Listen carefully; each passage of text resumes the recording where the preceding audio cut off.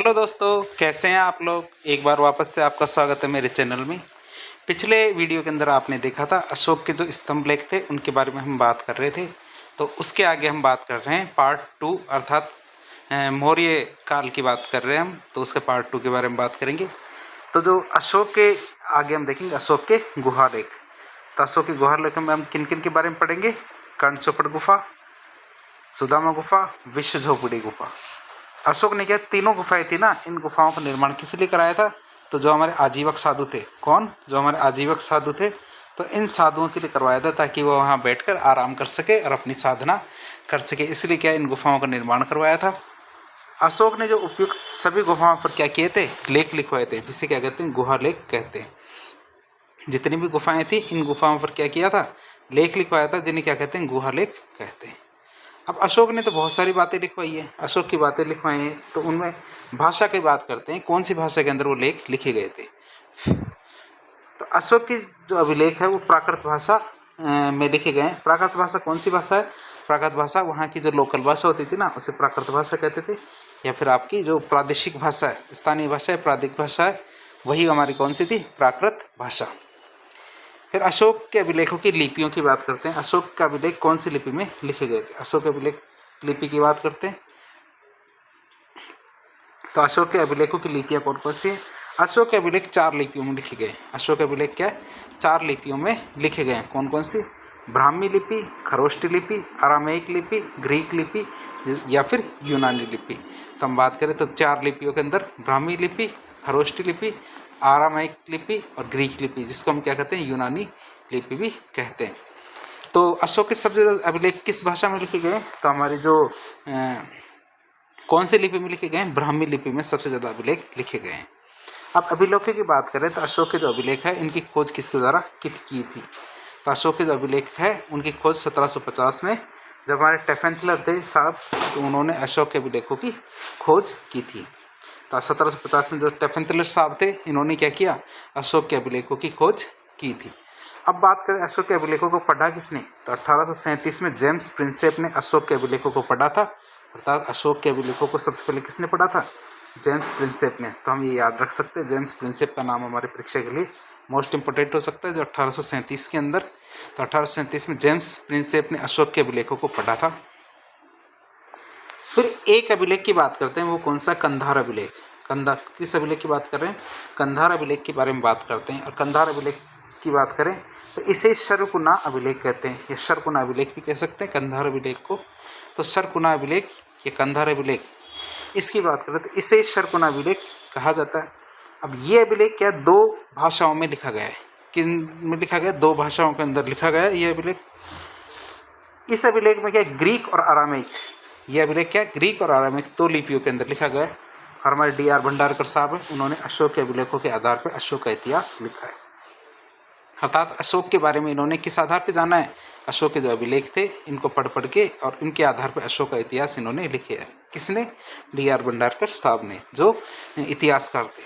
अब बात करते हैं मौर्यकालीन कला की। मौर्यकालीन कला की बात करें तो मौर्यकालीन कला को 2 भागों में बांटा जाता है। कौन कौन सी, एक तो हमारे संरक्षित कला, दूसरी लोक कला। जो हमारी संरक्षित कला थी उसको राजकीय कला भी कहा जाता था। उसे क्या कहते थे, राजकीय कला, अर्थात राजा द्वारा इसको संरक्षण दिया जाता था।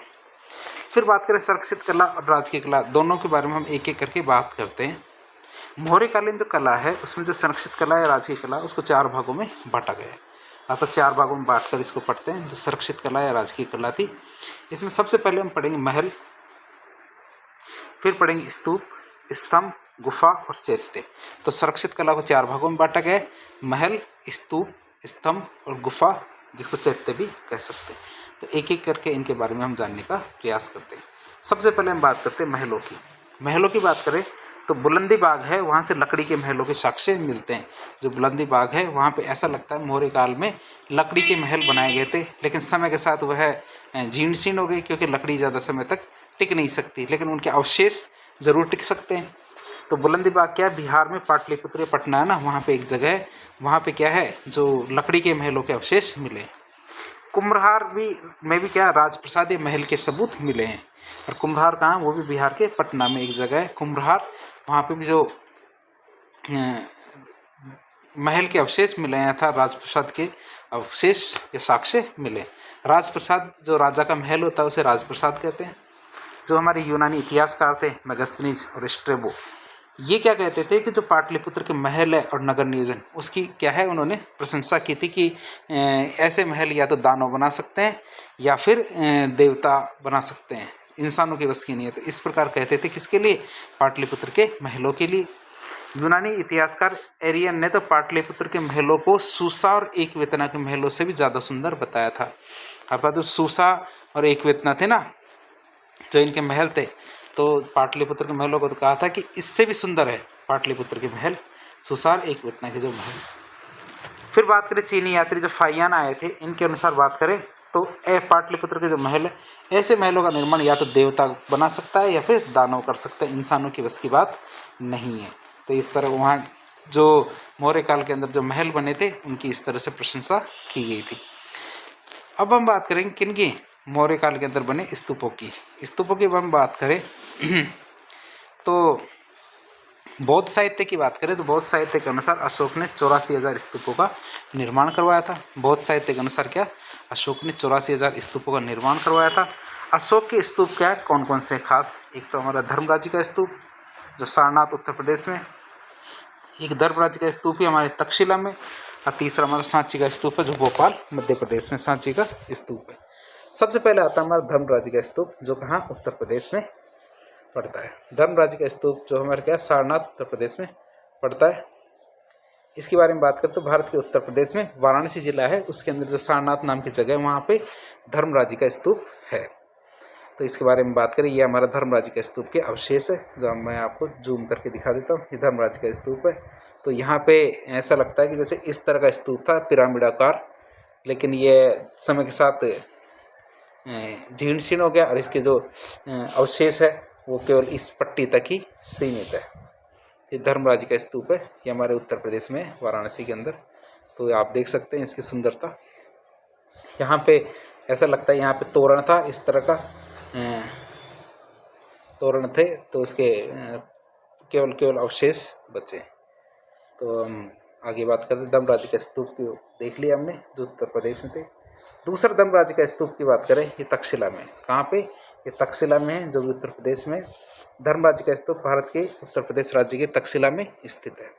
तो ये भी आप देख सकते हैं, मैं आपको दिखा देता हूँ। ये इसके भी क्या अवशेष ही बचे हैं। जैसे हम दिखाता हूँ किस तरह का होगा। तो ये स्तूप इस तरह का था, इस तरह का रहा होगा, लेकिन ये वाला हिस्सा समय के साथ जीर्ण शीर्ण हो गया और बाद में जैसे ये परिक्रमा वेदी रही होगी इस तरह की, तो काफ़ी सुंदर बनाया गया था, लेकिन इस समय के साथ जीर्ण शीर्ण हो गया। तक्षशिला वाला आप धर्मराज का स्तूप देख सकते हैं। इसके बाद हमारा सांची स्तूप जो भोपाल के अंदर है। क्या, सांची स्तूप भोपाल मध्य प्रदेश का। इसके बारे में बात करें तो सांची स्तूप भारत के मध्य प्रदेश राज्य के रायसेन जिले में जो सांची नाम का नगर है वहाँ पे एक पहाड़ी पे बना हुआ है। एक पहाड़ी पे बना हुआ है क्या, सांची नाम के नगर पे, जो कहाँ पे, रायसेन जिले के मध्य प्रदेश में। मध्य प्रदेश में रायसेन नाम का एक जिला है, वहाँ पे ये है। अब सांची स्तूप बात करें तो सांची स्तूप क्या है, शारीरिक स्तूप है। सांची स्तूप क्या है, शारीरिक स्तूप है, अर्थात इस स्तूप में भगवान बुद्ध के शारीरिक अवशेषों को रखा गया है। फिर सांची स्तूप से क्या है, भगवान बुद्ध के अवशेष प्राप्त होते हैं। मैं आपको सांची स्तूप के बारे में दिखा देता हूँ। तो ये आप स्क्रीन पर जो देख रहे हैं सांची का स्तूप है, और इसके बाहर ये आपके तोरण है, और ये अंड है, तो और ये परिक्रमा पथ है, ये सीढ़ियाँ हैं। तो इस तरह आप देख सकते हैं, जो सांची के स्तूप को निहार सकते हैं। और आगे बढ़ते हैं, हम आपको इसका कैरिकेचर भी दिखा देते हैं। जैसे ये सांची का स्तूप है, तो सांची का स्तूप आपने देखा। सबसे पहले बात करते हैं इसके, तो ये आपके अंड है, अंडा है, जिसके अंदर क्या है, अंदर क्या रखा गया है, जो भगवान बुद्ध है उनके अवशेष रखे गए। इसके बाद ये हर्मिका है, फिर इसके ऊपर 1, 2 और 3 क्या है, छत्र लगे हुए हैं। यष्टि अर्थात जो डंडा लगा हुआ है या पिलर है जिसके ऊपर छत्र लगा हुआ है, उसको हम कहेंगे यष्टि। तो इस तरह हम देख सकते हैं। तो अंड देख लिया। फिर 2 लाइनों में आपके ये प्रदक्षिणा पथ है, ये आपके उत्तरी या ऊपरी वाला प्रदक्षिणा पथ है, ऊपर वाला। फिर ये नीचे वाला प्रदक्षिणा पथ है। फिर ये हमारे तोरण द्वार क्या है, तोरण। तोरण द्वार है। अब बात करें तो इसके ऊपर इस तरह सीढ़ियाँ लगी होती है चढ़ने के लिए, तो इस तरह सीढ़ियाँ लगी हुई है चढ़ने के लिए। तो ऊपरी प्रदक्षिणा पत्र और नीचे वाले में नीचे का प्रदक्षिणा पत्र है। तो आप देख सकते हैं, इसको बार बार बनाने का प्रयास करेंगे तो आप इसको अच्छा बना पाएंगे। तो अब बात करते हैं इसके कुछ विशेषताओं के बारे में। सांची का स्तूप है, इसका निर्माण मौर्य काल में हुआ था। सांची का स्तूप है ना, इसका निर्माण कहाँ हुआ था, कब हुआ था, मौर्य काल में हुआ था। शुंग वंश के शासनकाल में सांची के स्तूप का विस्तार किया गया था। शुंग वंश का जो शासनकाल था उसमें क्या हुआ था, सांची के स्तूप का विस्तार किया था, अर्थात पहले छोटा बनाया गया था। निर्माण कार्य तो मौर्य काल में हुआ था, लेकिन जो शुंग वंश आया था तो शुंग वंश में इसका पूरा निर्माण कार्य किया गया था। फिर सांची के स्तूप की बात करें तो सांची का स्तूप क्यों याद किया जाता है, क्यों, क्योंकि इसका जो तोरण द्वार है ये सबसे ज़्यादा सुंदर और लोकप्रिय है, जैसा कि आपने ऊपर वाले चित्र में भी देख लिया था। सांची के स्तूप के तोरण द्वार पर भगवान बुद्ध की शिक्षाएं और प्रतीकों का चित्रांकन किया गया है। सांची के स्तूप के तोरण द्वार पर भगवान बुद्ध की जो दैनिक जीवन की घटनाएं उनको भी अंकित किया गया है, अर्थात जो भगवान बुद्ध के दैनिक जीवन में जो भी कुछ करते थे भगवान बुद्ध, उनको इसके अंदर दर्शाया गया है। फिर स्तूप की बात करते हैं, स्तूप क्या होता है, स्तूप को कहते हैं ढेर। स्तूप क्या होता है, स्तूप का अर्थ होता है ढेर। और स्तूप की बात करें तो स्तूप का पहला उदाहरण सबसे पहले कहाँ मिलता है, तो स्तूप का सबसे पहला उदाहरण हमें मिलता है ऋग्वेद के अंदर। स्तूप का पहला उदाहरण कहाँ मिलता है, हमें ऋग्वेद के अंदर मिलता है। अब खास बात देखें तो स्तूप की, तो स्तूप क्या होते हैं, 4 प्रकार के होते हैं। स्तूप कितने प्रकार के होते हैं, स्तूप 4 प्रकार के होते हैं। तो इनके बारे में एक एक करके हम देखना शुरू करते हैं स्तूपों के बारे में। पहला स्तूप हमारा शारीरिक स्तूप, इनके बारे में डिटेल से भी हम देखेंगे। तो सबसे पहले किसके बारे में बात करें, शारीरिक स्तूप। फिर होता पारिभोगिक स्तूप, फिर तीसरा होता हमारा उद्देश्य का स्तूप, फिर होता हमारा पूजार्थक स्तूप, जैसा कि नाम से भी प्रतीत होता है। तो एक एक करके इनके बारे में देखते हैं। स्तूप 4 प्रकार के होते हैं। पहला देखते हैं हम कौन सा, शारीरिक स्तूप। शारीरिक स्तूप की बात करें तो जिसको रैलिक स्तूप भी कहते हैं। शारीरिक स्तूप की संख्या हमारे 8+1 अर्थात 9 है। शारीरिक स्तूप में जब नाम में शरीर है तो भगवान बुद्ध के जो अवशेष हैं, शरीर के अवशेष, जैसे उनके दांत हैं, हड्डियां हैं, बाल है, इस तरह के जो अवशेष हैं उनको रखा गया है।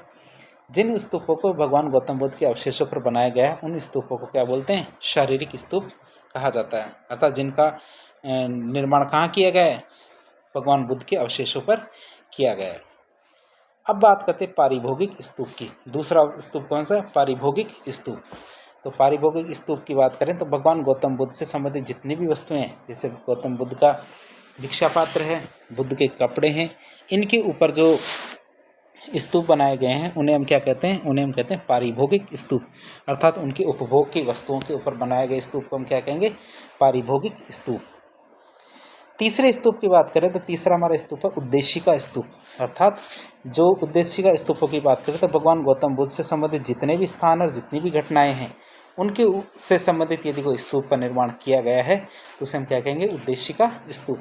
जैसे भगवान बुद्ध के जन्म से संबंधित, संबोधि से संबंधित, धर्मचक्र परिवर्तन से संबंधित, उनके निर्वाण से संबंधित, तो इस तरह जो उनसे संबंधित जितनी भी घटनाएं थी या स्थान थे उन पर जो स्तूप बनाए गए हैं वो क्या कहलाते हैं, हमारे उद्देश्य का स्तूप कहलाते हैं। अर्थात भगवान गौतम बुद्ध से संबंधित स्थानों या घटनाओं पर बनाए गए स्तूपों को क्या बोलते हैं, उद्देश्य का स्तूप कहा जाता है। और चौथा स्तूप हमारे पूजार्थक स्तूप, अर्थात पूजार्थक स्तूप क्या है, आस्था के केंद्र के रूप में विकसित किए गए हैं। तो हमने देख लिया स्तूप 4 प्रकार के होते हैं। 4 प्रकार के, पहला स्तूप हमारा शारीरिक स्तूप जिसमें भगवान बुद्ध के अवशेषों को रखा गया है और ये 8+1 9 है। दूसरा पारिभोगिक स्तूप जिसमें भगवान बुद्ध की जो डेली यूज की जो वस्तुएं होती हैं जैसे भिक्षा पात्र, इनके ऊपर बनाया गया है। तीसरा उद्देश्य का स्तूप जिसके अंदर भगवान बुद्ध से संबंधित स्थान और घटनाओं पर बनाया गया है। और चौथा पूजार्थक स्तूप जो आस्था के केंद्र के रूप में विकसित किए गए हैं। अब कुछ स्तूपों के बारे में थोड़ी सी जानकारी ले लेते हैं जो इम्पोर्टेंट है। सबसे पहला देखते हैं पिपरवा स्तूप जो उत्तर प्रदेश में, दूसरा भरूच स्तूप, तीसरा हमारा धमेक स्तूप, चौथा हमारा अमरावती स्तूप जो आंध्र प्रदेश के अंदर है। तो हम इन स्तूपों के बारे में थोड़ी थोड़ी जानकारी लेने का प्रयास करते हैं। पहला हमारा पिपरवा स्तूप है जो उत्तर प्रदेश के अंदर है। तो उत्तर प्रदेश के पिपरवा स्तूप राज्य के उत्तर प्रदेश में क्या है, सिद्धार्थनगर नाम का जिला है, वहाँ पे पिपरवा गाँव के अंदर है। तो पिपरवा गाँव के अंदर क्या है, पिपरवा स्तूप है। पिपरवा स्तूप सबसे पुराना या प्राचीन स्तूप है, अर्थात सबसे प्राचीन स्तूप की बात करें तो वो कौन सा स्तूप है? पिपरवा स्तूप। या आप पिपरवा स्तूप देख सकते हैं, मैं आपको इसको थोड़ा सा जूम करके दिखा देता हूँ। ये पिपरवा स्तूप है। पिपरवा स्तूप में कि जैसे ये स्तूप इस तरह था, लेकिन ये वाला हिस्सा है समय के साथ घर्षित हो गया और ये मिट गया। केवल इसके जो नीचे की प्लेटफॉर्म है, इस प्लेटफॉर्म को ही दिखाया गया है। तो मैं आपको इसको मिटा देता हूँ। तो पिपरवा स्तूप है जो भारत का सबसे पुराना या प्राचीनतम स्तूप है। तो इसके बारे में हम थोड़ी सी और आगे की जानकारी लेते हैं। आगे की जानकारी लें तो भगवान बुद्ध से संबंधित जितने भी अवशेष है तो ये अवशेष वहाँ पे मिलते हैं। दूसरा स्तूप हमारे भरूच का स्तूप। कौन सा? दूसरा स्तूप हमारा भरूच स्तूप। तो भरूच स्तूप की बात करें तो ये क्या है? हमारे मध्य प्रदेश में है। भरूच स्तूप जो मध्य प्रदेश में है,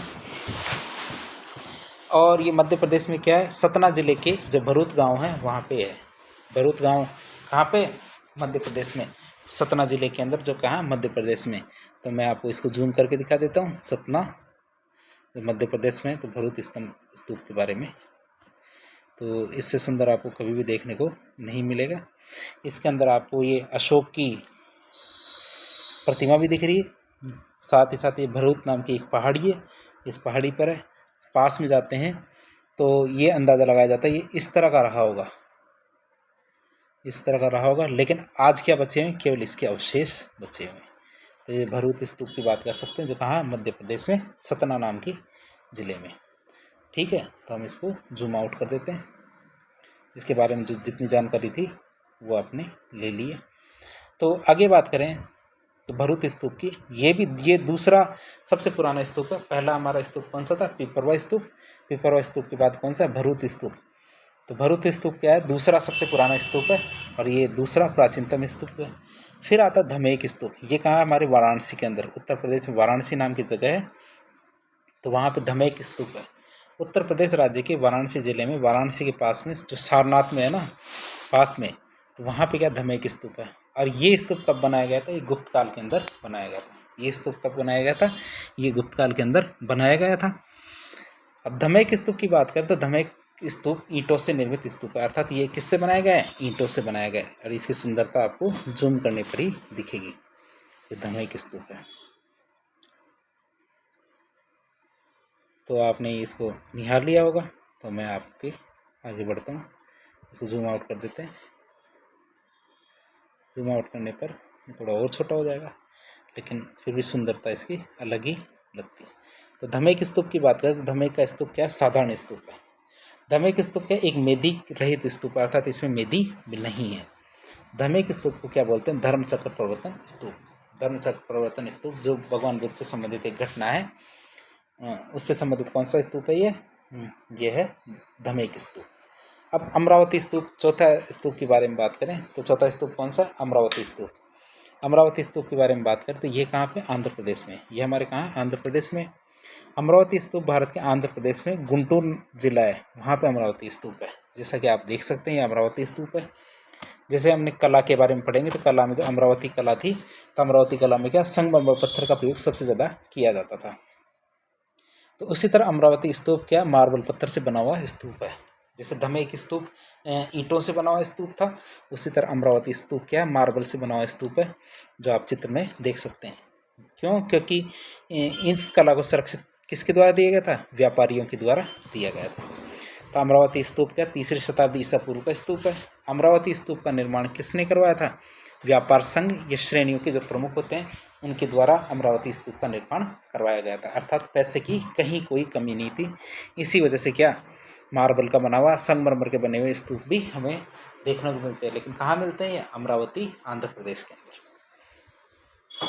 तो अब बात करते हैं स्तंभों की। अशोक के टाइम के स्तंभ, अर्थात मौर्य काल के स्तंभ की बात करें तो कुछ स्तंभों के बारे में हम थोड़ा सा डिटेल से देखेंगे। जैसे हमारा सारनाथ का स्तंभ, ये उत्तर प्रदेश में। सांची का स्तंभ मध्य प्रदेश में। रामपुरवा स्तंभ बिहार में। लौरिया नंदनगढ़ स्तंभ बिहार के अंदर। सकिंसा स्तंभ हमारे उत्तर प्रदेश में। वैशाली स्तंभ बिहार में। रुम्बिंदई स्तंभ लुम्बिनी नेपाल में। तो इनके बारे में हम थोड़ी डिटेल से हम देखने का प्रयास करते हैं। परीक्षा में सीधा सीधा इनके बारे में पूछा जाता है। सबसे खास जो हमारा सारनाथ का स्तंभ है, जो हमारा नेशनल एम्बलम भी है। जो सारनाथ स्तंभ की बात करें, जो कहाँ, उत्तर प्रदेश में। तो सारनाथ स्तंभ भारत के उत्तर प्रदेश में वाराणसी जिले में स्थित है। अब सारनाथ स्तंभ की बात करें तो इसमें जो फलक है उसके ऊपर क्या है, 4 शेर बने हुए हैं, जो आप चित्र में भी देख सकते हैं। मैं आपको इसको जूम करके दिखा देता हूँ 4 शेरों के बारे में आपको। तो इसमें 4 शेर देख सकते हैं। इसमें आपको एक तरफ ये हाथी दिख रहा होगा, दूसरी तरफ घोड़ा, बीच में अशोक चक्र है हमारे। लेकिन जो हमारे राष्ट्रीय ध्वज है उसके अशोक चक्र और इसके अशोक चक्र में थोड़ा सा अंतर है।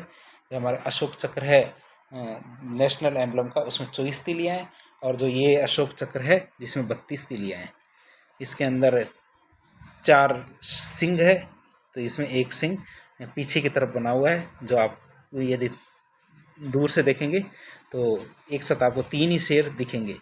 और ये हमारे कमल है, ये अब आप देख सकते हैं कमल है, ये उल्टा कमल है, जिसे अवांगमुखी कमल या अवांगमुखी कमल कहेंगे। तो अब इस चित्र को हम जूम आउट कर देते हैं। जूम आउट करने पर छोटा हो जाता है। अब बात करते हैं सारनाथ स्तंभ के बारे में। सारनाथ स्तंभ के बारे में बात करें तो ये चित्र कहाँ चला जाता है, तो ऐसे बात करते हैं। सारनाथ स्तंभ की बात करें, सारनाथ स्तंभ के फलक पर भगवान बुद्ध के प्रतीक चिन्ह देखने को मिलते हैं, जैसे कि हाथी, सांड, घोड़ा, शेर। सांड, हाथी, घोड़ा और शेर, इनके एम्बलम देखने को मिलते हैं, प्रतीक देखने को मिलते हैं। शेर क्या है, भगवान बुद्ध की प्रसिद्धि का प्रतीक है। शेर क्या है, भगवान बुद्ध की प्रसिद्धि का प्रतीक है, इसलिए शेर को सबसे ऊपर बनाया गया है। सारनाथ स्तंभ के फलक पर क्या है, अशोक चक्र मिलता है। क्या मिलता है, अशोक चक्र मिलता है हमें सारनाथ के स्तंभ के फलक पर। फलक पर जो अशोक स्तंभ है, एक मिनट, जो हमारे सारनाथ का स्तंभ है तो उसका अशोक चक्र, उसमें क्या 32 तीलियाँ हैं। अशोक चक्र को 26 जनवरी 1950 को भारतीय के राष्ट्रीय प्रतीक के रूप में अपनाया गया था। सारनाथ का जो अशोक स्तंभ है उसके रूप में लोकप्रिय ही है, अर्थात सारनाथ स्तंभ को ही अशोक स्तंभ कहा जाता है। सारनाथ स्तंभ को की बात करें तो वर्तमान में यह उत्तर प्रदेश के सारनाथ संग्रहालय में स्थित है। कहाँ पे, सारनाथ संग्रहालय में स्थित है। तो इसको हम थोड़ा सा जूम आउट कर देते हैं। इसके आगे हम बात करेंगे अगला सांची स्तंभ। सांची के स्तंभ के बारे में बात करें तो सांची स्तंभ क्या है, सांची मध्य प्रदेश में है। सांची स्तंभ क्या है, सबसे प्राचीन स्तंभ है। परीक्षा में कभी कभी ये पूछा जाता है, स्तंभ का नाम वो बताएंगे आपको, सांची स्तंभ में कौन से पशु आकृति के बारे में बताया गया है, तो जिसमें हम बताएंगे इसमें शेर की आकृति बनी हुई है। तो सांची के स्तंभ को भी आपको थोड़ा सा जूम करके दिखाएंगे। ये सांची का स्तंभ है, तो इसमें क्या इकलौता शेर है, इसमें कमल भी अवांगमुखी अर्थात उल्टा कमल है, तो देख सकते हैं आप ये। तो आपने ये तो देख लिया होगा। तो इसके बाद सांची स्तंभ के बारे में बात करें तो सांची स्तंभ है, ये भारत के मध्य प्रदेश राज्य के रायसेन जिले की जो पंचायत है ना सांची, वहाँ पे है, वहाँ पे लगा हुआ है। इसके बाद रामपुरवा का आता है। रामपुरवा का स्तंभ आता है बिहार के अंदर। रामपुरवा का स्तंभ कहाँ पे, बिहार के अंदर।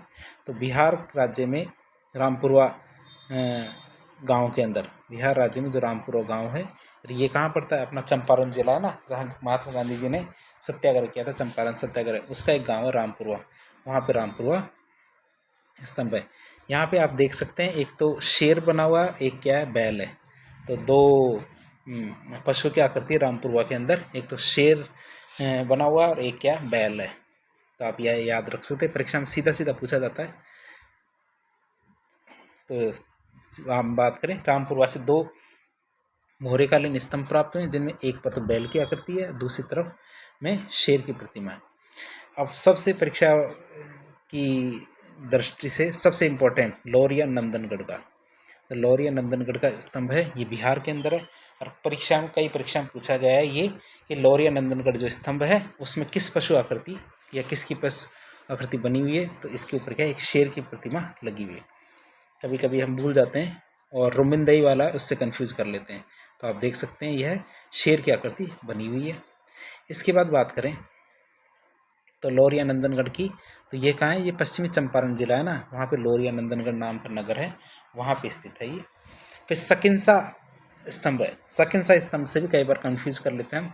सकिंसा स्तंभ में हम शेर लगा के आते हैं कभी कभी, तो शेर नहीं लगाना है हमें क्या करना है, सकिंसा स्तंभ के ऊपर एक हाथी की प्रतिमा लगी हुई है, जैसा कि आप देख सकते हैं। हाथी में इसकी सूंड तो गायब है, लेकिन यह दूर से देखने पर पता चलता है कि ये क्या है, एक हाथी की प्रतिमा है। तो आप देख सकते हैं सकिंसा वाला स्तंभ है, तो उसमें किसकी प्रतिमा है, हाथी की प्रतिमा है। अब सकिंसा स्तंभ के बारे में बात करें। सकिंसा स्तंभ भारत के उत्तर प्रदेश राज्य के जो फर्रुखाबाद जिला है ना, वहाँ पे एक जगह सकिंसा, वहाँ पर यह अभिलेख मिला है। इसके बाद हमारा वैशाली स्तंभ। वैशाली स्तंभ कहाँ पे, बिहार के अंदर। वैशाली स्तंभ कहाँ है, बिहार के अंदर। वैशाली स्तंभ भारत के बिहार के जो वैशाली जिला है, वहाँ पे वैशाली नाम की जगह है, वहाँ पे हमारे वैशाली स्तंभ है। तो आप देख सकते हैं जो सिंगल पिलर है, सिंगल पिलर के ऊपर शेर की आकृति लगी हुई, और इसके ऊपर भी क्या, एक शेर की प्रतिमा लगी हुई है। परीक्षा में सबसे फेवरेट रुम्मिंदे स्तंभ। रुम्मिंदे स्तंभ की बात करें तो कई परीक्षा में, जैसे छोटी परीक्षाएं होती है, जैसे सेट होती है, रीट होती है, इन परीक्षा में ये प्रश्न काफ़ी बार पूछा गया है कि जो रुम्मिंदे स्तंभ है, जो हमारे लुम्बिनी नेपाल में है, उसमें जो स्तंभ लगा हुआ है, स्तंभ के ऊपर कौन से पशु की आकृति है, तो इसके ऊपर क्या है, एक घोड़े की प्रतिमा है। जैसा कि आप देख सकते हैं घोड़े की प्रतिमा है, जो घोड़ा बैठा हुआ है, तो आप इसको देख सकते हैं। तो अब इसके और इसके नीचे उल्टा कमल तो है ही। फिर ये रुम्मिंदे स्तंभ का नेपाल के लुम्बिनी नाम के नगर के अंदर लगा हुआ था। तो घोड़े के बारे में भी हमने देख लिया। फिर हम बात करते हैं ये स्तंभों के बारे में, तो हमने देख लिया है पूरी तरह से। अब बात करते हैं जो अशोक के स्तंभ है, ये डेरियस के स्तंभ से थोड़े से अलग है। अर्थात इस बार जो 2023 की मेंस की परीक्षा हुई थी, उसमें भी अशोक के स्तंभ के बारे में पूछा गया था। आपको बताना है अशोक के स्तंभ किसी की नकल नहीं है, हमारे स्तंभ देशी है। तो ये डेरियस के स्तंभ से हम तुलना करेंगे और बताएंगे कि हमारे स्तंभ किसी की नकल नहीं है, कैसे। तो इसके बारे में बात करते हैं, अशोक के स्तंभ वर्सेस डेरियस के स्तंभ। बात करते हैं कि कुछ इतिहासकार मानते हैं अशोक के जो स्तंभ है उनको डेरियस के स्तंभों की नकल मानी जाती है, क्योंकि डेरियस की उपाधि भी देवनाम प्रिय थी, और अशोक को भी क्या है, देवनाम प्रिय कहते थे। अशोक और डेरियस के स्तंभ क्या पॉलिश युक्त है, अर्थात चमकीले हैं, चमक उनके अंदर वैसी की वैसी है। तो ऐसा लगता है कि अशोक ने या तो डेरियस की कॉपी की है या डेरियस ने अशोक की कॉपी की है, लेकिन वास्तव में अशोक के स्तंभ डेरियस के स्तंभों की नकल नहीं है। क्यों? क्योंकि दोनों के स्तंभों में कई असमानताएं, अर्थात दोनों में काफ़ी सारे अंतर देखने को मिलते हैं। क्या क्या? तो अशोक और डेरियस के बीच में असमानताओं की बात करें तो सबसे पहले हम अशोक के स्तंभों के बारे में पढ़ लेते हैं, उसके बाद डेरियस के स्तंभों के बारे में बात करेंगे। तो सबसे पहले अशोक के स्तंभों के बारे में बात करें तो अशोक का स्तंभ क्या है, एकाश्मक स्तंभ, अर्थात ऊपर से लेकर नीचे तक एक ही पत्थर से बना हुआ स्तंभ होता है। अशोक का स्तंभ कैसा है, ऊपर से लेकर नीचे तक एकाश्मक पत्थर से बना हुआ स्तंभ है। दूसरा, तो हम साथ ही साथ दूसरा भी देख लेते हैं। तो दूसरा क्या है, डेरियस का स्तंभ। डेरियस के स्तंभ की बात करें तो जो डेरियस के स्तंभ है उनका निर्माण अलग अलग पत्थरों को जोड़ के बनाया गया है, जबकि अशोक के स्तंभ कैसे हैं, अशोक के स्तंभ एक ही पत्थर से मिलके बने हुए हैं। दूसरा अंतर देखें दोनों के अंदर, तो अशोक के जो स्तंभ है वो स्वतंत्र रूप से स्थापित है, अर्थात उसके आसपास दूसरी चीज़ें कुछ भी नहीं है, वो अकेला स्तंभ लगा हुआ है। जबकि जो डेरियस के स्तंभ है वो अकेले नहीं लगे हुए हैं। डेरियस के स्तंभ कहाँ लगे हैं, महलों के भागों के रूप में लगे हुए हैं या महलों के हिस्सों के रूप में लगाए गए हैं। तीसरा अंतर देखें हम दोनों के अंदर देखें तो अशोक के स्तंभ है तो अशोक के स्तंभ में क्या लगा हुआ, अवांगमुखी कमल या उल्टा कमल लगा हुआ है। जबकि हम डेरियस के स्तंभों में देखेंगे तो डेरियस के स्तंभ है तो वह है, उसमें क्या है, सीधा कमल लगा हुआ है, जैसा कि हम चित्र में भी दिखा देते हैं आपको। तो ये डेरियस के स्तंभ है, इसमें आप कमल देख रहे हैं तो कमल सीधा कमल है, तो ये हमारा सीधा कमल है। और जो अशोक के स्तंभ है तो अशोक के स्तंभ में उल्टे कमल है। आगे हम बात करते हैं अगले अंतर के बारे में बात करें तो जो अशोक के स्तंभ है उनके ऊपर कुछ न कुछ लिखा गया है, अर्थात अशोक के स्तंभ क्या है, लेख युक्त है, जबकि जो डेरियस के स्तंभ है वो लेख विहीन है। डेरियस के स्तंभ कैसे, लेख विहीन, अर्थात इन स्तंभों पर कुछ भी लिखा हुआ नहीं है। आगे की बात करते हैं, आगे एक दो अंतर की। तो अशोक के स्तंभ क्या है, सपाट है, अर्थात हम प्लेन है, अर्थात इनके ऊपर कुछ लिखा गया है और ये प्लेन है। तो डेरियस के स्तंभों की बात करें तो डेरियस के स्तंभों में क्या है, डेरियस के स्तंभ नालीदार है। कैसे हैं डेरियस के स्तंभ, नालीदार है। अशोक के स्तंभों के बारे में बात करें लास्ट, तो अशोक के जितने भी स्तंभ लगे हुए हैं उनके ऊपर कोई ना कोई पशु की आकृति बनी हुई है। अशोक के जो स्तंभ है उन पर क्या बनी हुई है? पशु की आकृति बनी हुई है। जबकि डेरियस के स्तंभों की बात करें तो उन पर क्या है? जो मानव की आकृतियाँ बनी हुई है। जैसा कि हम चित्र में भी आपको इसको दिखा देते हैं, स्तंभों पर क्या मानव आकृतियाँ बनी हुई है, जैसा कि चित्र में दिखाते हैं। ये आप डेरियस के स्तंभ देख सकते हैं, इसमें मानव की आकृति देख सकते हैं, पूरे मानव को ही लगा दिया गया आकृति क्या है इसमें। तो आप इसको याद भी कर सकते हैं, डेरियस के स्तंभ है। पता नहीं इनमें से डेरियस कौन सा है, लेकिन ये डेरियस के स्तंभ है।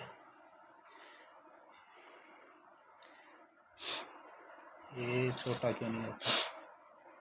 हाँ, तो आगे हम बात करेंगे। तो आप देख ही रहे थे कि जैसे ये अवंकी सीधा कमल है, लेकिन सीधे कमल के साथ आप देखेंगे कि अशोक के स्तंभ थे वो तो सपाट थे, लेकिन ये क्या है? नालीदार है। जैसे आप नालियाँ देख रहे होंगे, ये छोटी छोटी नालियाँ हैं। तो इस पर तो लिखेंगे कैसे? तो ये पॉलिशदार तो है, चमकते तो हैं, लेकिन इस पर लिखा नहीं जा सकता। क्यों? क्योंकि इसमें नालियाँ बनी हुई है। जबकि अशोक के स्तंभ क्या है? बिल्कुल सपाट है, आसानी से उन पर लिखा जा सकता है। तो हम देख लिया। तो स्तंभों के बारे में तो हमने बात कर ली। अब चैत्यों के बारे में बात करते हैं, चैत्य या गुफाओं के बारे में, अर्थात मौर्यकालीन जो गुफाएं चैत्य उनके बारे में बात करते हैं। अशोक ने क्या किया था? आजीविक साधु थे, उनको साधना के लिए, कि वो कहाँ घूमते फिरेंगे, थोड़ी देर साधना के लिए कहीं तो बैठेंगे, तो उनके लिए उन्होंने क्या किया था? चैत्य या गुफाओं का निर्माण करवाया था। तो अशोक के टाइम की या मौर्यकालीन टाइम की 3 खास गुफाओं के बारे में जानकारी है। कौन कौन सी? पहली हमारी कर्ण चौपड़ गुफा, जिसको कर्ण चौपर गुफा भी कह सकते हैं। दूसरी हमारी सुदामा गुफा, और तीसरी हमारी विश्व झोपड़ी गुफा या विश्व जोपड़ी गुफा कह सकते हैं। तो 3 तरह की हमने गुफाएं देख ली। दशरथ की बात करें, दशरथ ने आजीविक साधुओं के लिए बराबर की जो पहाड़ियाँ हैं ना बिहार में, वहाँ पे लोमस ऋषि गुफा या लोमस ऋषि गुफा का निर्माण करवाया। यदि परीक्षा में आपसे पूछा जाए जो गुफा जो कलाकृतियाँ हैं उनके बारे में बताइए, तो आप इनके बारे में ज़रूर बताएंगे। पहली तो कर्ण चौपड़ गुफा, दूसरी सुदामा गुफा, तीसरी हमारी विश्व झोपड़ी गुफा, और दशरथ के द्वारा बनवाई ही कौन सी? लोमस ऋषि गुफा के बारे में भी आपको बताना बहुत ज़्यादा ज़रूरी है। तो एक एक करके हम इनके बारे में देखते हैं। जो दशरथ ने गुफा बनवाई थी, उसमें एक और गुफा है हमारी, दशरथ ने बिहार के नागार्जुन पहाड़ियों में एक गोपी गुफा का निर्माण भी करवाया था। तो लोमस ऋषि गुफा भी याद करेंगे आप, और एक गोपिका गुफा, इनको भी याद करेंगे। सबसे पहले हम बात करते हैं कौन सी? कर्ण चौपड़ गुफा की, जो आजीविक साधुओं के लिए बनाई गई थी। कर्ण चौपड़ गुफा बिहार के बराबर की पहाड़ियों में स्थित है। कर्ण चौपड़ गुफा का निर्माण मौर्य वंश के शासक किसने करवाया था? अशोक ने करवाया था। ये आप देख सकते हैं कर्ण चौपड़ गुफा। तो इसमें गुफा आप देख सकते हैं, इसमें रास्ता किधर से, लेकिन आप इसको समझ जाएंगे जैसे ये तो शायद खिड़की होगी, ये पता नहीं ये पूजने के लिए हुआ है, लेकिन इसमें क्या है? अंदर जाके ये पूरी ही गुफा है। ध्यान से देखें तो ये पूरी ही गुफा है, अंदर से ठंडी रहती है, तो गर्मी में ठंडा और सर्दी में गर्म। तो इन गुफाओं की खासियत है। तो ये आजीवक साधु थे हमारे, उनके लिए अशोक के द्वारा बनवाई गई थी। इनके बारे में बात करें तो अशोक ने जो कर्ण चौपड़ गुफा बनवाई थी, इसका निर्माण किस लिए किया था? आजीवक साधुओं की साधना के लिए करवाया था। दूसरी गुफा की बात करें तो हमारी सुदामा गुफा है। दूसरी गुफा कौन सी है? सुदामा गुफा। सुदामा गुफा भारत की जो बिहार राज्य है वहाँ पे बराबर की पहाड़ियाँ हैं, वहाँ पे ये गुफा है। सुदामा गुफा का निर्माण मौर्य वंश के शासक अशोक ने करवाया था। ये सुदामा गुफा के बारे में आप देख सकते हैं। कहते हैं ना, ये तो सुदामा है, ये तो गरीब आदमी है। तो आप देखेंगे तो गरीबों जैसी ही गुफा है, लेकिन ये अंदर से काफ़ी सुंदर है। तो आप देख सकते हैं ये एक पहाड़ है, पहाड़ी का टुकड़ा है, जिसमें आप देख सकते हैं पहाड़ी के टुकड़े को अंदर से काट कर ये गेट बनाया गया है, और गेट से यदि अंदर जाते हैं तो ये पूरा क्षेत्र एक गुफा के रूप में बनाया गया है। और ये भी किसके लिए बनाया गया है?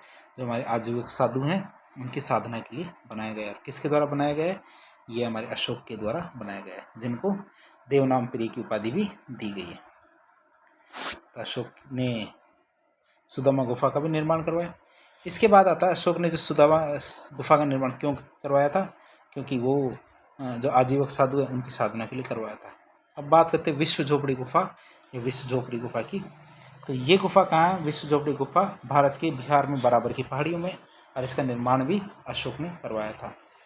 लोगों के द्वारा इसमें कुछ चीज़ें लिख दी जाती है जो आप कई बार देखते हैं, तो वैसी चीज़ें ना हो इसके लिए इसके ऊपर गेट लगा दिया गया है ताकि कोई भी अंदर जाके दीवारों को ख़राब ना करे, साथ ही साथ इनकी पॉलिश को ख़राब ना करे। इसलिए क्या इनके गेट बना दिया गया है ताकि इस गेट के माध्यम से आप बाहर से देख सकते हैं कि इन गुफाओं को इस इधर से, क्योंकि कुछ भारतीयों की आदत ख़राब है, जो हमारी पुरातत्व वाली साइटें हैं वहाँ पे जाके कुछ प्रेम संदेश लिख देते हैं, इसलिए इसको रोकने के लिए ऐसा किया जाता है। यदि आपको मौका मिले तो इनको ज़रूर देखिएगा। तो आगे बात करते हैं। ये अंदर से चित्र है जो हमारी अनुराधा गोयल जी है, इनके द्वारा खींचा गया था चित्र। तो आप देख सकते हैं इनकी पॉलिश, तो ये अंदर से जैसे ये देख सकते हैं ये इस तरह बना हुआ है,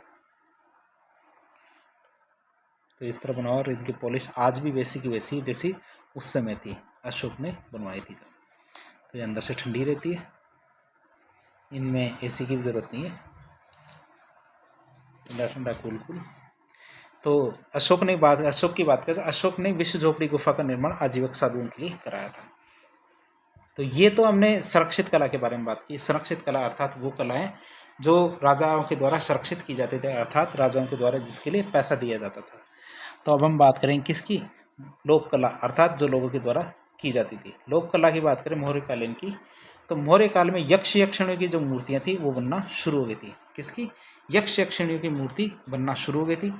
मथुरा जो उत्तर प्रदेश के पास है वहाँ पे एक परखम गांव है। कौन सा गांव है, परखम गांव है।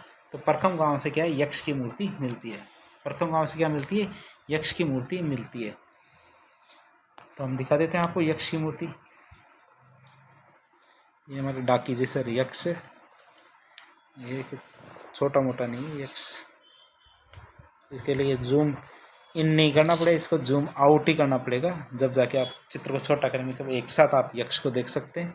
और यक्ष क्या द्वारपाल की भूमिका निभाते थे, अर्थात जो बड़ी बड़ी जो इमारतें होती थी उनके गेट पर यक्ष की मूर्ति लगाई जाती थी ताकि वो उनकी रक्षा कर सके। तो और ये क्या होते, सिंबॉलिक होते थे। क्या होते थे, सिंबॉलिक होते थे। और ये एक संग्रहालय के अंदर रखी हुई यक्ष की मूर्ति है, जो कहाँ, परखम गांव से हमें मिली है। परखम गांव कहाँ पे, हमारा जो मथुरा उत्तर प्रदेश के पास एक परखम गांव है, वहाँ से यक्ष की मूर्ति मिली है।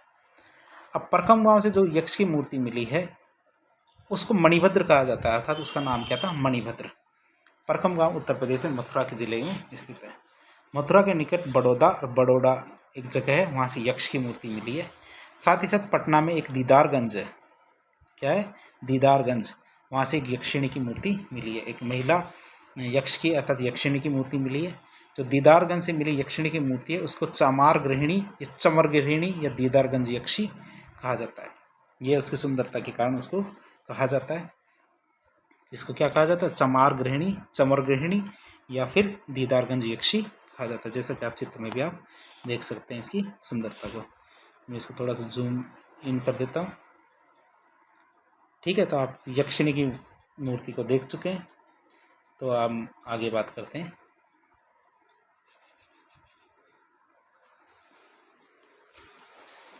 तो आगे बात करें, दीदारगंज है ना, भारत के बिहार राज्य की जो राजधानी पटना है वहाँ पे बुलंदी बाग में हमें क्या मिलता है, पहिया भी मिलता है। बुलंदी बाग से क्या मिलता है, एक पहिया भी मिलता है। बुलंदी बाग की बात करें तो भारत के बिहार राज्य की राजधानी पटना में बुलंदी बाग शहर है। धौली से हमें क्या है, पत्थर को काट कर बना हुआ एक आधा हाथी मिलता है। धौली कहाँ है, हमारे उड़ीसा के अंदर। धौली भारत के उड़ीसा में, भुवनेश्वर में। इसमें क्या है, जो हाथी गुम्फा अभिलेख भी यहीं से मिलता है। और जो इसमें हाथी आधा बना हुआ है, आधा कटा हुआ है, तो ये धौली है नाम की जगह। अब ये तो हमने कला के बारे में देख लिया। अब हम बात करेंगे मौर्य काल के प्रशासन के बारे में, अर्थात मौर्य काल में प्रशासन किस तरह कार्य करता था। तो मौर्यकालीन प्रशासन में सम्राट की बात करें तो मौर्य काल में राजतंत्रात्मक, निरंकुश, केंद्रीकृत और वंशानुगत शासन प्रणाली थी। अर्थात हम समझ सकते हैं राजतंत्रात्मक अर्थात राजा का शासन था, निरंकुश अर्थात राजा के द्वारा किया गया निर्णय सबको मानना जरूरी था, केंद्रीकृत अर्थात कुछ लोगों के हाथ में अर्थात राजा या कुछ खास लोगों के हाथ में सत्ता थी, और वंशानुगत अर्थात राजा का बेटा ही राजा बनेगा।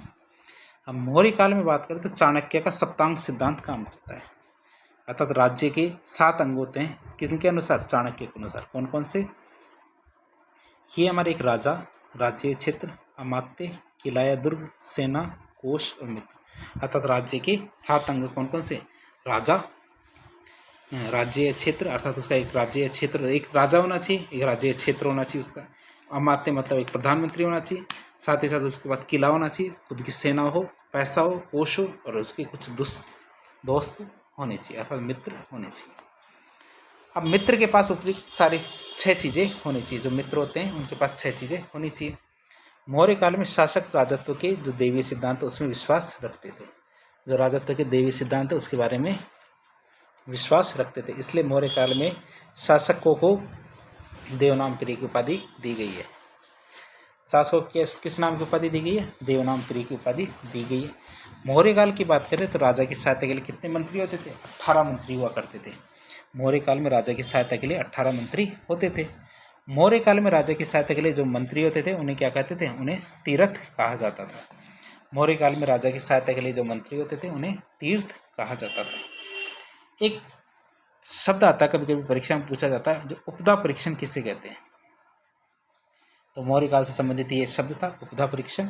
मौर्य काल में क्या है, तीर्थ या जो मंत्री होते थे उनके लिए परीक्षा आयोजित की जाती थी, अर्थात जो परीक्षा में पास करते थे उन्हें मंत्री बनाया जाता था, और इसे क्या कहते थे? इस परीक्षा को उपधा परीक्षण कहते थे। तो मंत्रिण की बात करें तो मौर्य काल में 3 से 4 मंत्रियों को मंत्रिण कहा जाता था। जैसे वो खास मंत्री होते थे, जैसे पुरोहित है, युवराज है, खास सेनानी है अर्थात सेनापति। तो इस तरह के जो होते थे ना, इनको मंत्रिण कहा जाता था, मंत्रियों में खास। मौर्य काल में जो मुख्य तीर्थीय मंत्री कौन कौन हुआ करते थे, इनके बारे में बात करें। सबसे पहले बात करते हैं समाहर्ता। तो इनके बारे में बात करें, एक पहला आता है हमारा समाहर्ता। मौर्य काल में जो राजस्व अधिकारी होता था अर्थात जो टैक्स का कलेक्शन करता था, टैक्स के बारे में ध्यान रखता था, उन्हें कहते थे हम समाहर्ता। दूसरा आता हमारा सन्निधाता। तो सन्निधाता किसे कहते हैं? जो कोषाध्यक्ष होता था, जो था कोष का ध्यान रखने वाला, उसे सन्निधाता कहते थे। फिर तीसरा आता था हमारा कर्मांतिक। कर्मांतिक की बात करें तो मौर्य काल में कल कारखाने के प्रमुख को कर्मांतिक कहा जाता है। फिर आंतरवर्षिक। आंतरवर्षिक की बात करें, जो अंगरक्षक सेना है उसके हेड है या प्रमुख को आंतरवर्षिक कहा जाता था। फिर आता आठविक। तो आठविक किसे कहते हैं? मौर्य काल में वन विभाग के प्रमुख को आठविक कहा जाता था। प्रशास्ता। प्रशास्ता की बात करें तो पत्राचार विभाग के प्रमुख को प्रशास्ता कहा जाता था। दोवारिक। दोवारिक की बात करें तो राजमहल की जो आवश्यकताओं को पूर्ति करने वाले जो अधिकारी होते थे उनको दोवारिक कहते थे। दुर्गपाल। तो दुर्गपाल की बात करें तो मौर्य काल में दुर्गों के जो प्रमुख होते थे, हेड होते थे, उन्हें दुर्गपाल कहते थे। अंतपाल। अंतपाल मौर्य काल में सीमांत रक्षा प्रमुख को अंतपाल कहते थे। प्रदेष्टा। जो फौजदारी मामलों के जो न्यायाधीश होते थे उनको प्रदेष्टा कहते थे। और व्यवहारिक। व्यवहारिक की बात करें तो मौर्य काल में जो दीवानी मामले होते थे उनके जो न्यायाधीश होते थे उनको व्यवहारिक कहा जाता था। तो इस तरह हमने कुछ विभागों के हेडों के बारे में देखा, जैसे हमारे समाहर्ता, सन्निधाता, कर्मांतिक, आंतरवर्षिक, आठविक, प्रशास्ता, द्वारिक, दुर्गपाल, अंतपाल और प्रदेष्टा, व्यवहारिक। तो इस तरह हमने इनके बारे में देखा। आगे बात करें तो मौर्य काल में जो उपयुक्त जितने भी तीर्थ थे उनके नियंत्रण में 26 विभाग होते थे, और विभाग के प्रमुख को क्या बोलते थे? अध्यक्ष कहा जाता था। जो विभाग के प्रमुख होते हैं उनको क्या कहा जाता था? अध्यक्ष कहा जाता था। अब मौर्य काल के प्रमुख अध्यक्ष कौन कौन से थे? पहला अध्यक्ष हमारे आता है मुद्रा अध्यक्ष। साफ है, जब नाम में शब्द में मुद्रा आती है तो ये उससे संबंधित नहीं है, लेकिन आप ध्यान रखना कि मौर्य काल में जो पासपोर्ट विभाग होता था ना, उसके हेड को क्या बोलते थे? मुद्रा अध्यक्ष कहते थे। अर्थात जो पासपोर्ट विभाग का जो प्रमुख होता था उसे मुद्रा अध्यक्ष कहा जाता था। इसके बाद आता था लक्षणाध्यक्ष। इसके बाद कौन सा अध्यक्ष आता है? हमारा लक्षणाध्यक्ष। लक्षणाध्यक्ष की बात करें तो मौर्य काल में मुद्रा अध्यक्ष के प्रमुख को लक्षणाध्यक्ष कहा जाता था। लवणाध्यक्ष, लवण अर्थात नमक, नमक विभाग के हेड को लवणाध्यक्ष। गणिकाध्यक्ष अर्थात मौर्य काल में जो वेश्यावृत्ति होती थी तो वेश्यावृत्ति विभाग के प्रमुख को गणिकाध्यक्ष कहा जाता था। आखराध्यक्ष, मौर्य काल में खनिज विभाग के प्रमुख को आखराध्यक्ष कहा जाता था। सुराध्यक्ष, सुरा अर्थात जो शराब होती है उसको सुरा कहते हैं। तो मौर्य काल में जो आबकारी विभाग अर्थात शराब विभाग है उस विभाग को सुराध्यक्ष कहा जाता था। सुनाध्यक्ष, सुनाध्यक्ष अर्थात जहाँ बूचड़खाना अर्थात जहाँ पे जानवरों को काटा जाता है तो वहाँ पे बूचड़खाने के प्रमुख को हम कहते थे सुनाध्यक्ष। पौतवाध्यक्ष अर्थात जो नाप तोल विभाग होता था जिसके आधार पर इस वस्तु को तोल के दिया जाता था उसके हेड को पौतवाध्यक्ष कहा जाता था। पण्याध्यक्ष, पण्याध्यक्ष की बात करें तो वाणिज्य के हेड को पण्याध्यक्ष कहा जाता था। और प्याध्यक्ष किसे कहते थे? जो वन निरीक्षक है उनके प्रमुख को कुप्याध्यक्ष कहा जाता था। तो इस तरह हमने कुछ अध्यक्षों के बारे में देखा। इनमें कौन कौन से अध्यक्ष थे हमारे? मुद्राध्यक्ष, लवणाध्यक्ष, फिर हमारे गणिकाध्यक्ष, आखराध्यक्ष, सुराध्यक्ष, सुनाध्यक्ष, पोतवाध्यक्ष, पणियाध्यक्ष और कुप्याध्यक्ष। इस तरह हमने बहुत सारे अध्यक्षों के बारे में देखा। फिर बात करते हैं मौर्य काल में जो प्रांतीय प्रशासन था उनके बारे में। मौर्य काल में 5 प्रांतों में बटा हुआ था। मौर्य साम्राज्य क्या था? 5 प्रांतों में बटा हुआ था। जैसे कि उत्तर दिशा में उत्तरपथ प्रांत, दक्षिण दिशा में दक्षिणपथ प्रांत, पूर्व दिशा में कलिंगपथ प्रांत, पश्चिम दिशा में अवंतीपथ और मध्य में प्राच्य प्रांत। तो इस तरह 5 प्रांतों में बटा हुआ था। तो हमारे उत्तरपथ था, तो उत्तरपथ की जो राजधानी थी वह तक्षशिला थी। दक्षिणापथ प्रांत की राजधानी क्या थी? सुवर्णगिरी थी। जो कलिंगपथ की राजधानी क्या थी? तौस्तिली। अवंतीपथ की राजधानी क्या थी? उज्जैन। और जो हमारे मध्य प्रांत था उसकी राजधानी क्या थी? पाटलिपुत्र थी। तो मौर्य काल की बात करें तो मौर्य काल में प्रांत को क्या बोलते थे? चक्र भी कहते थे। अब बात करें मौर्य काल की, तो मौर्य काल में सैन्य प्रशासन किस तरह कार्य करता था? मौर्य काल में क्या सैन्य प्रशासन किस तरह कार्य करता था उसके बारे में जानते हैं। सैन्य प्रशासन क्या है? इतिहासकार मेगस्थनीज के अनुसार बात करें तो मौर्य सेना को 6 भागों में बांटा गया था। मौर्य सेना को क्या है? 6 भागों में बांटा गया था तथा मौर्य सेना के भागों को नियंत्रित करने के लिए 6 समितियाँ थी। मौर्य सेना थी तो उसके 6 भागों को नियंत्रित करने के लिए 6 समितियाँ थी। सेना के जो को नियंत्रित करने के लिए प्रत्येक समिति में 5 सदस्य थे। सेना के नियंत्रण के लिए जो समितियां बनाई जाती थी उन समितियों में क्या है? 5 सदस्य होते थे। मौर्य काल में सेना के 6 प्रकार होते थे। मौर्य काल में सेनाएं कितने प्रकार की होती थी? 6 प्रकार की सेनाएं होती थी। कौन कौन सी? एक तो हमारी पैदल सेना, एक घुड़सवार सेना, एक हाथी सेना, रथ सेना, जल सेना, रथ सेना हमारी, फिर जल सेना, फिर रसद आपूर्ति सेना। तो इस तरह हम मौर्य काल के अंदर सेना की बात करें तो मौर्य काल के अंदर सेना क्या 6 प्रकार की थी। फिर बात करें मौर्य काल में नगर प्रशासन की, तो मौर्य काल का नगर प्रशासन किस प्रकार का था? मेगस्थनीज की बात करें तो मौर्य काल में नगर प्रशासन के लिए 6 समितियाँ थी। मौर्य काल में क्या नगर प्रशासन के लिए 6 समितियाँ थी। मौर्य काल में नगर प्रशासन की प्रत्येक समिति में क्या होते थे? 5 सदस्य होते थे। मौर्य काल में नगर प्रशासक को एरिस्टोनोमोई या एरिस्ट्रोनोमाई कहा जाता था। मौर्य काल में क्या जो नगर प्रशासक होते थे उनको क्या कहते थे? एरिस्ट्रोनोमाई कहा जाता था। आगे बात करें तो मौर्य काल में जो राज्य मार्ग प्रशासक होते थे इनको अग्रोनोमोई कहा जाता था। मौर्य काल के न्यायिक प्रशासन के बारे में बात करें, मौर्य काल का जो न्यायिक प्रशासन है तो उसके बारे में हम बात करते हैं। तो मौर्य काल में न्यायिक प्रशासन को 2 भागों में बांटा गया है, जैसे कि हमारे दीवानी और फौजदारी। वैसे भी अब आजकल भी इसी आधार पर बांटा जाता है। 2 तरह के मामले होते हैं, एक दीवानी मामले और फौजदारी मामले। तो दीवानी मामलों के बारे में बात करें तो मौर्य काल में दीवानी मामलों के लिए बने जो न्यायालय थे उनको धर्म स्थल न्यायालय कहा जाता था। दीवानी मामलों के जो न्यायाधीश थे इनको व्यवहारिक न्यायाधीश भी कहा जाता था। क्या कहा जाता था? व्यवहारिक न्यायाधीश भी कहा जाता था। दूसरे हमारे फौजदारी न्यायालय, तो इसमें फौजदारी मामलों के लिए जो बने न्यायालय होते थे उनको कंटक शोधन न्यायालय भी कहते थे। क्या कहते थे? कंटक शोधन न्यायालय। मौर्य काल में फौजदारी मामलों के जो न्यायाधीश होते थे उन्हें क्या कहते थे? प्रदेष्टा कहते थे। मौर्य काल में फौजदारी मामलों के जो न्यायाधीश होते थे उन्हें प्रदेष्टा कहा जाता था। फिर राजुक, तो मौर्य काल में क्षेत्रीय न्यायाधीश को हम क्या कहते थे? राजुक कहते थे। मौर्य काल में क्या जो क्षेत्रीय न्यायाधीश होते थे उनको क्या कहा जाता था? राजुक कहा जाता था। अब मेगस्थनीज की बात करें, मेगस्थनीज साहब जो चंद्रगुप्त मौर्य के टाइम पे आए थे उन्होंने क्या बताया मेगस्थनीज की? तो इतिहासकार मेगस्थनीज के अनुसार मौर्य काल में अपराध बहुत कम होते थे। घरों के तो ताले तक नहीं लगते थे, इतने अपराध नहीं थे यहाँ पे। मौर्य काल में भारत में दंड बहुत सरल हुआ करते थे। मृत्युदंड तो केवल 3 ही मामलों में दिया जाता था। यदि कोई भयंकर अपराध करेगा उसी को मृत्युदंड देते, जैसे कि राजद्रोह या रस्सी कूदना या पार करना। अर्थात यदि कोई राजद्रोह करता है, राजा के आदेश की अवहेलना करता है तो ही उसे मृत्युदंड दिया जा सकता है, या फिर किसी भी कारीगर को नुकसान पहुंचाता है तो मृत्युदंड दिया जा सकता है, या फिर टैक्स की चोरी करता है तो ही मृत्युदंड दिया जा सकता है। तो इस तरह हमने 3 मामले देखे, राजद्रोह या रस्सी कूदना है या पार करना, कारीगर को यदि नुकसान पहुंचाता है या फिर टैक्स चोरी करता है, तो इन मामलों के अंदर ही मृत्युदंड की सज़ा दी जा सकती है।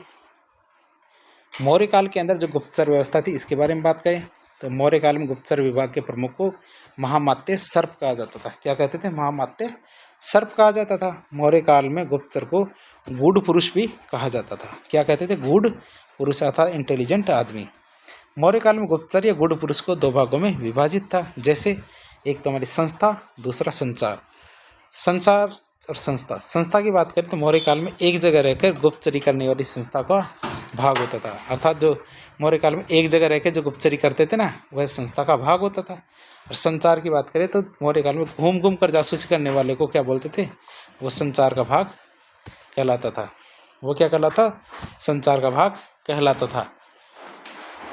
फिर अब बात करते हैं मौर्य काल की सामाजिक स्थिति के बारे में। अर्थात मौर्य काल में सामाजिक स्थिति किस प्रकार की थी? तो सामाजिक स्थिति के बारे में बात करें तो मौर्य काल में पितृसत्तात्मक संयुक्त परिवार थे। मौर्य काल में क्या थे? पितृसत्तात्मक संयुक्त परिवार थे। मौर्य काल में समाज चार भागों में बटा हुआ था। जैसे हमारा ब्राह्मण, क्षत्रिय, वैश्य और शूद्र। मौर्य काल में क्या? समाज चार भागों में बटा हुआ था। जैसे ब्राह्मण, क्षत्रिय, वैश्य और शूद्र। मौर्य काल में क्या वर्ण व्यवस्था कैसी थी? जन्म आधारित। मौर्य काल में वर्ण व्यवस्था कैसी थी? जन्म आधारित थी। मौर्य काल में जाति व्यवस्था शुरू हो गई थी। अर्थात जो रिजिड जाति व्यवस्था थी वो शुरू हो गई थी। इतिहासकार मेगास्थनीज की बात करें तो जो मौर्य काल है उसको में समाज में 7 वर्ग थे। मौर्य काल में क्या थे? 7 वर्ग थे उस समय। मेगास्थनीज के अनुसार मौर्य काल में भारतीय अपनी जाति नहीं बदल पाते थे। मेगास्थनीज के अनुसार क्या है? मौर्य काल में भारतीय क्या है? अपनी जाति को बदल नहीं पाते थे। 1 मिनट।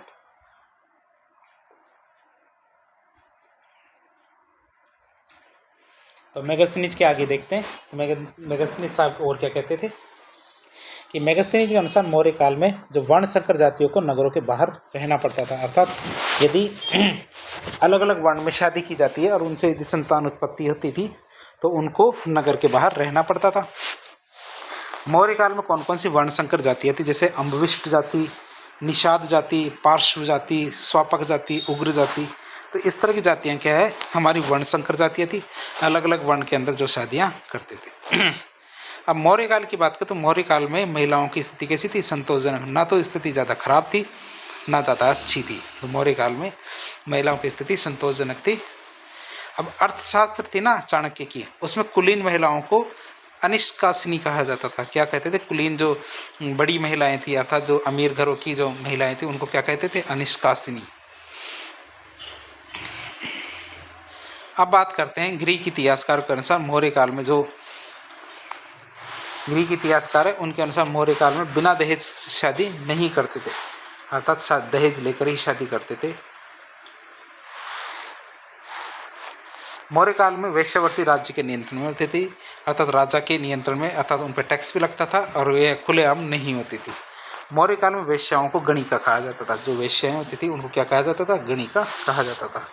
मौर्य काल में स्वतंत्र वेश्यावृत्ति करने वाली महिलाओं को रूपाजीवी कहा जाता था। कभी कभी परीक्षा में पूछ लिया जाता था रूपाजीवी किसे कहते हैं? तो वो महिलाएं जो स्वतंत्र रूप से वेश्यावृत्ति करती थी उन्हें रूपाजीवी कहा जाता है। मौर्य काल में जो पुरुष कलाकार होते थे उनको रंगोपजीवी कहा जाता था। क्या? उनको रंगोपजीवी कहा जाता था। जो पुरुष कलाकार थे, पुरुष कलाकारों को रंगोपजीवी कहा जाता है। फिर आगे बात करें तो मौर्य काल में महिला कलाकारों को रंगोपजीविनी कहा जाता है। पुरुषों को तो रंगोपजीवी और महिला कलाकारों को क्या बोलते हैं? रंगोपजीविनी। रंगोपजीविनी कहते हैं। मेगास्थनीज के अनुसार मौर्य काल में भारत में सूखे की समस्या बिल्कुल नहीं थी। अर्थात भारत में सूखा नहीं पड़ता था। कौन कहता था? मेगास्थनीज ऐसा कहता था। फिर हमारा शाहगोरा जो अभिलेख है और महास्थान नामक अभिलेख है, वहाँ से मौर्य काल में अकाल राहत कार्य की जानकारी मिलती है। इससे हमें थोड़ा पता चलता है कि उस समय अकाल तो पड़ते ही थे।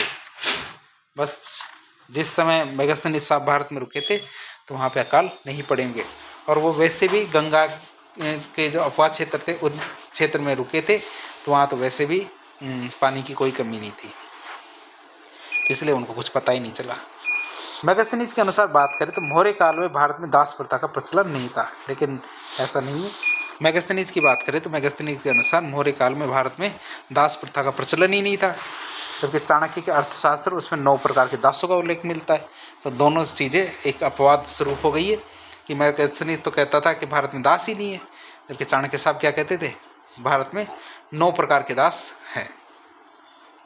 अशोक ने के जो युद्धबंदी हैं उनको दास बनाया था और युद्धबंदियों को उत्पादन कार्य अर्थात खेती में लगाया करते थे।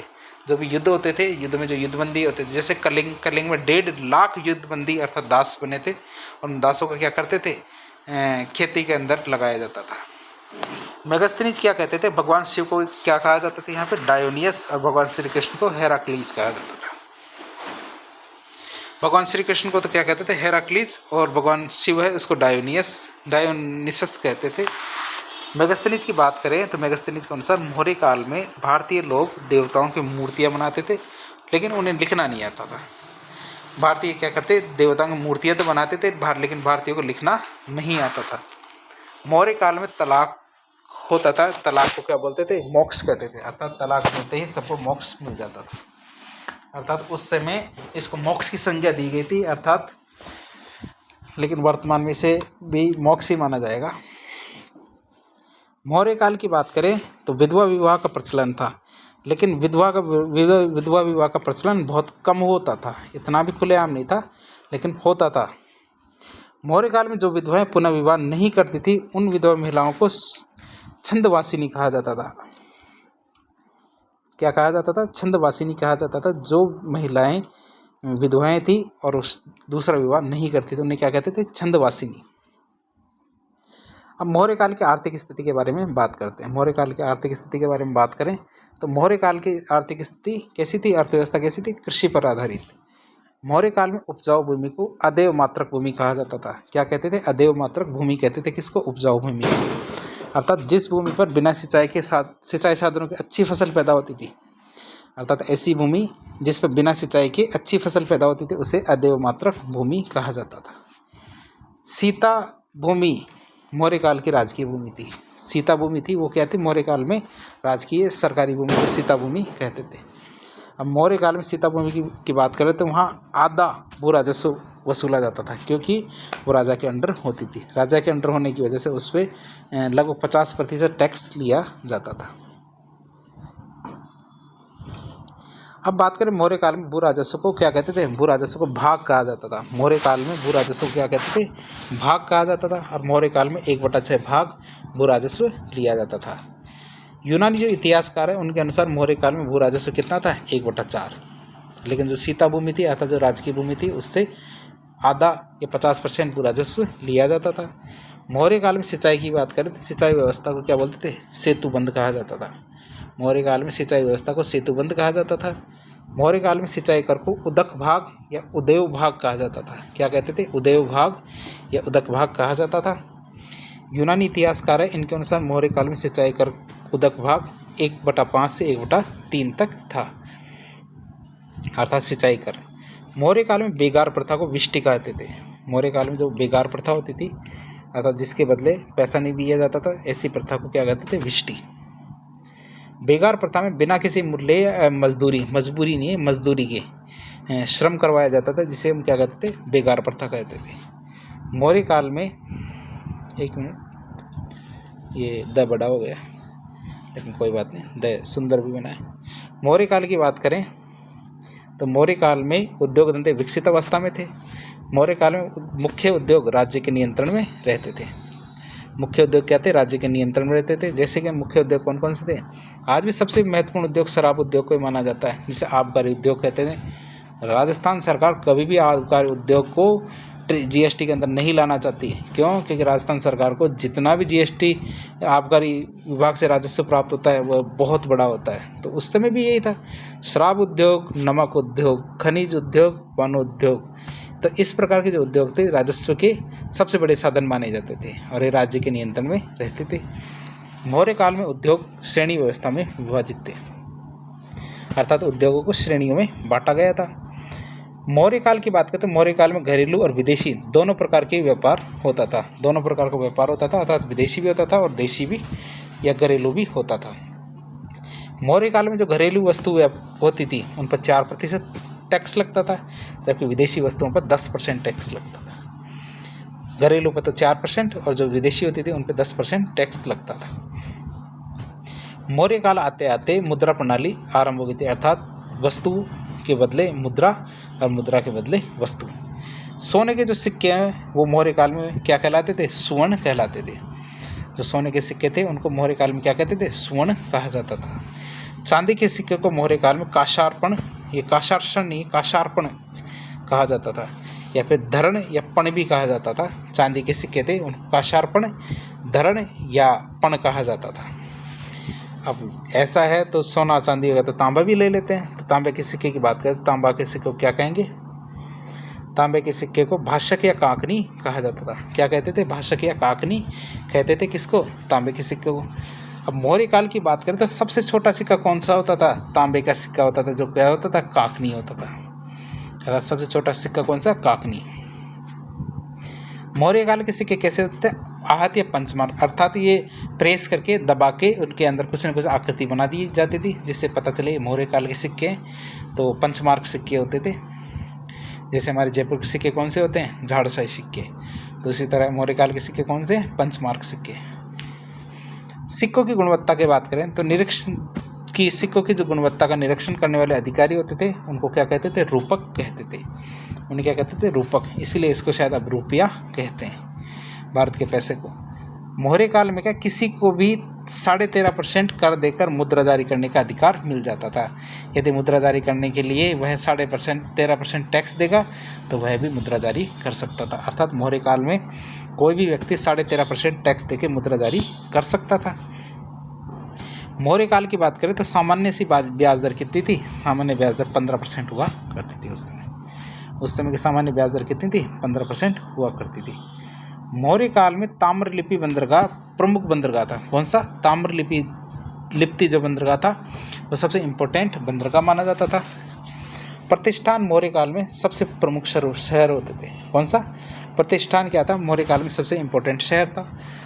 अर्थशास्त्र में जो कौटिल्य के अर्थशास्त्र है तो उसमें कुम्हार का उल्लेख कहीं नहीं मिलता। अर्थात जो मिट्टी के घड़े या मिट्टी की चीज़ें बनाते हैं उन्हें कुम्हार कहते हैं, और कुम्हार का कहीं भी उल्लेख नहीं है। फिर अर्थशास्त्र की बात करते हैं मौर्य काल की। तो अर्थशास्त्र की बात करें तो अर्थशास्त्र चाणक्य की पुस्तक है, चाणक्य के द्वारा लिखी गई पुस्तक थी। अर्थशास्त्र यदि आपको लगे तो अर्थशास्त्र कोई इकोनॉमी की पुस्तक नहीं है, अर्थशास्त्र राजनीति विज्ञान की सबसे प्राचीन पुस्तक मानी जाती है। वो कौन सी है, अर्थशास्त्र। चाणक्य की पुस्तक अर्थशास्त्र का विषय क्या है, राजनीति विज्ञान। कभी कभी परीक्षा में पूछा जाता है जो अर्थशास्त्र लिखी गई है किसने, चाणक्य ने, तो अर्थशास्त्र किससे संबंधित है, फिर लिखते हैं पैसोदेले से संबंधित, अर्थशास्त्र से संबंधित, इकोनॉमी से संबंधित। अब लास्ट में समझ आता है अर्थशास्त्र तो पैसे से बात आती है, लेकिन रियल क्या है, ये एक पॉलिटी की किताब है। अर्थात राजा कैसे होगा, राजा के कैसे कार्य होते हैं, तो राजा से संबंधित जितने कार्य होते हैं उनको किस में बताया गया है, हमें अर्थशास्त्र। अर्थशास्त्र पुस्तक गद्य और पद्य दोनों शैली में लिखी गई है।